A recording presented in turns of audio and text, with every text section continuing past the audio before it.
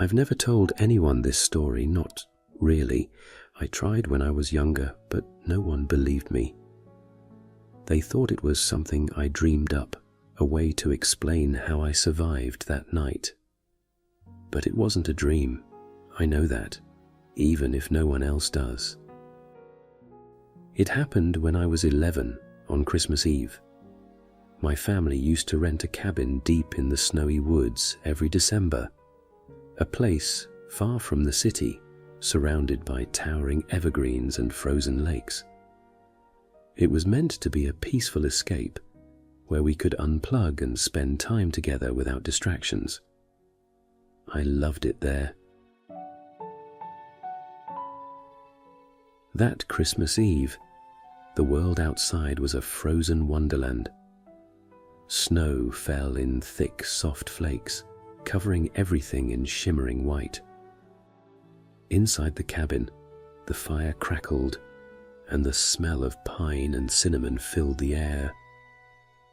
My parents were decorating the little tree we'd brought, and my older brother was wrapped in a blanket, nose buried in a book. But I couldn't sit still. The snow outside was too tempting. I bundled up in my thick coat, scarf, and gloves, pulled on my boots, and begged my parents to let me go play in the snow, just for a little while. They agreed, but my mother warned me not to wander too far into the trees. "Stay where we can see the cabin lights," she said firmly. I promised.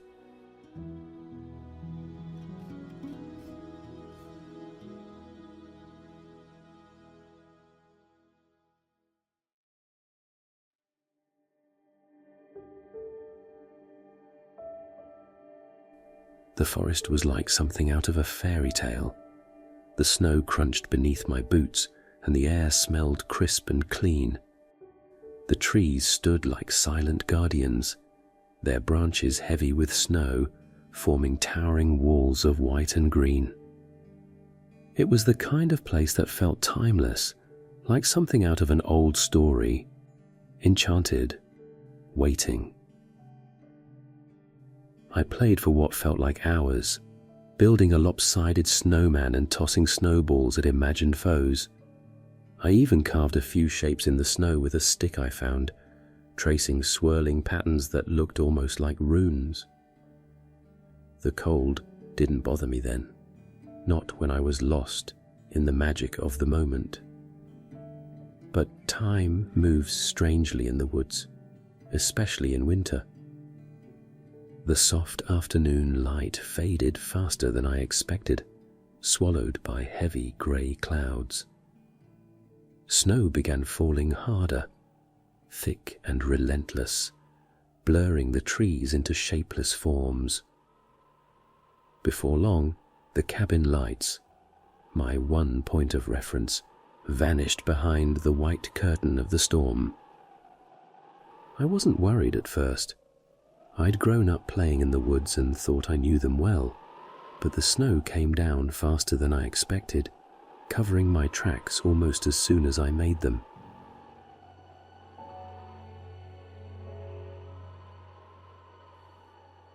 The trees seemed to close in, dark and looming, their branches stretching like clawed hands toward the sky. I turned back the way I thought I'd come, but the landscape was unrecognizable. My snowman was gone, buried under fresh drifts, and the strange runes I'd drawn were wiped away by the storm's icy breath. Panic prickled at the edges of my mind. I called out for my family, my voice thin and desperate, but the snow swallowed the sound.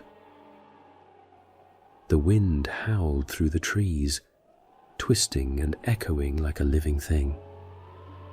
I ran in what I thought was the right direction, my boots sinking into deep, powdery snow with every step. The cold seeped into my gloves and boots, biting at my skin. My breath puffed out in frantic clouds, but the air felt sharper with each gasp. My fingers burned and my legs grew heavy, weighed down by exhaustion and ice. I was completely, hopelessly lost. The minutes stretched into what felt like hours. The falling snow turned the world into a swirling, endless white void. I forced myself to keep moving, knowing that if I stopped, the cold would claim me. But each step grew slower, each breath more ragged.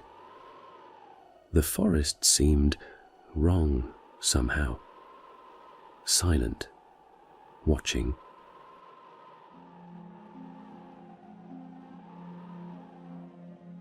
Just when I thought I couldn't take another step, I saw it. A light, faint but steady, glowing warmly through the trees. A small golden flame flickering against the endless white. My heart surged with desperate hope, and I stumbled toward it, half running, half falling through the snow. The light grew brighter with every step, guiding me through the storm like a distant star. At last, I broke through the tangled line of trees, and there it was. A small, ancient-looking cottage stood in a snow-covered clearing, its windows glowing with soft, golden light. Smoke curled lazily from a stone chimney, and a wreath of evergreen branches and silver ribbons hung on the weathered wooden door.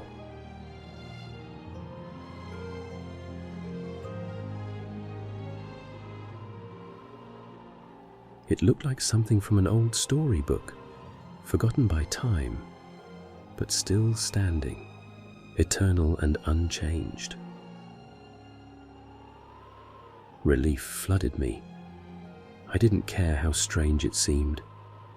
All I knew was that I was saved. My frozen hands trembled as I staggered to the door and knocked, the sound muffled by the thick falling snow. For a long moment, nothing happened. Silence stretched, broken only by the faint crackle of the wind.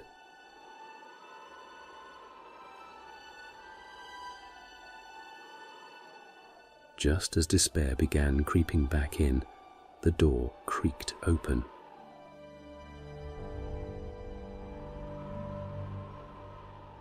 A figure stood in the firelight, tall and cloaked, his long white beard glinting like frost.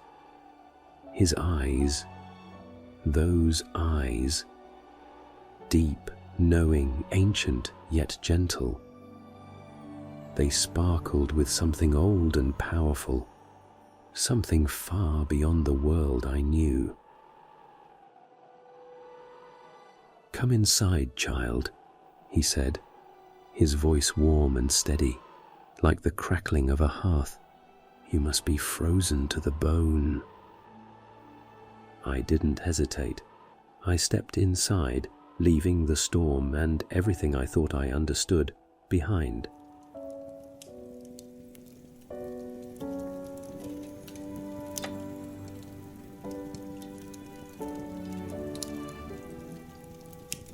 The warmth hit me instantly as I stepped inside, chasing the biting cold from my fingers and toes. The scent of wood smoke and something faintly sweet, like spiced apples, hung in the air. A roaring fire crackled in a wide stone hearth, its golden light dancing across the room's wooden walls. It felt like stepping into another world, one that belonged to stories older than time. The man who had opened the door watched me closely, his deep-set eyes gleaming with quiet understanding. His expression wasn't surprised or even curious, more like he had expected me, though I couldn't imagine how. "Sit by the fire," he said gently, gesturing toward a sturdy hand-carved chair draped with thick wool blankets. "Warm yourself." I hesitated, unsure of what to say, but exhaustion overtook caution. My frozen limbs ached with relief as I sank into the chair, letting the heat seep into my bones. "You've come a long way," he said after a moment, more statement than question. "The snow can be cruel to those who lose their way." I got lost," I stammered, still breathless from the cold and confusion. "I couldn't find my way back." His expression softened. "Few can on a night like this." Before I could ask what he meant, he handed me a steaming cup of something fragrant and warm, a tea unlike anything I'd ever tasted. It filled me with an unfamiliar sense of comfort, like a distant memory of safety. The room was small but cozy, filled with old things that seemed lovingly made and carefully kept. Wooden shelves lined the walls, crammed with leather-bound books, bundles of dried herbs, and carved wooden trinkets shaped like stars and trees. Candles burned steadily on the mantel, their flames flickering gently but never fading. The air felt alive, charged with something old and powerful, something deeper than magic, though I didn't have words for it then. "You live out here alone?" I asked tentatively, glancing toward the frost-covered window. The storm still howled beyond the thick glass, as if angry it couldn't reach me. "For now," he said with a small smile, stirring the kettle. "Winter keeps me busy." Busy doing what exactly I couldn't guess, but something in his voice suggested it was a duty he'd carried for a long, long time. I studied him more closely. The worn cloak draped over his shoulders, stitched with intricate silver patterns like frost on glass. The old leather boots dusted with snow. The carved staff resting against the hearth, its surface etched with swirling runes that seemed to shimmer faintly when the firelight touched them. He looked like someone pulled from the stories my grandmother used to tell on winter nights, tales of wanderers and spirits who walked the snowy woods, helping the lost or guiding them home, if they were lucky. But those were just stories, weren't they? "Who are you?" I asked at last, my voice barely above a whisper. For a long moment, he didn't answer. His gaze drifted toward the window, as though seeing far beyond the storm. When he finally spoke, his voice was quiet, thoughtful, almost distant. "I am someone who remembers what the world has forgotten." His answer should have left me more confused, but somehow it didn't. It felt right, even if I couldn't explain why. Before I could ask anything else, he rose from his chair, wrapping his cloak tightly around his shoulders. "It's time," he said, his tone steady but urgent. "The storm is easing. You must go." A strange ache bloomed in my chest. Not fear exactly, but something close. I didn't want to leave, not yet. This place felt safe in a way I couldn't describe. "But how will I find my way back?" His hand closed gently around the carved staff by the hearth. Its surface glimmered faintly under his touch, like moonlight on freshly fallen snow. "I will guide you." I didn't argue. Somehow, I trusted him completely. He opened the door, and the wind surged in, cold and sharp. But the storm had broken. The snow fell softly now, blanketing the forest in shimmering silver under a sky scattered with stars. The woods that had seemed so dark and endless before now glowed faintly, as though lit from within.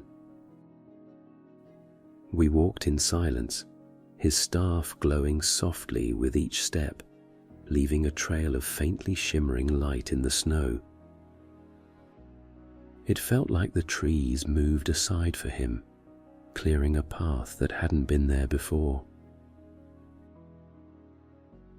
I don't know how long we walked. Time seemed strange again, stretching and folding in on itself like the drifting snow. But at last, I saw something familiar. The faint, flickering lights of the cabin just visible through the trees. My heart surged with relief and something else. Sadness. I turned to thank him, but he was already gone. The trail behind me had vanished, leaving no sign of our passage. Only a single evergreen sprig lay in the snow where he'd stood, tied with a delicate silver ribbon that shimmered faintly under the starlight. I picked it up carefully, cradling it in my frozen hands like something sacred. Before I could even call out, distant voices echoed through the woods, my family calling my name. I stumbled toward the cabin, overwhelmed with relief as their worried faces appeared through the trees. They didn't believe me when I told them about the cottage, or the staff that glowed like moonlight, or the man who had guided me home. They said I must have imagined it all, delirious from the cold. But I knew the truth. I still do.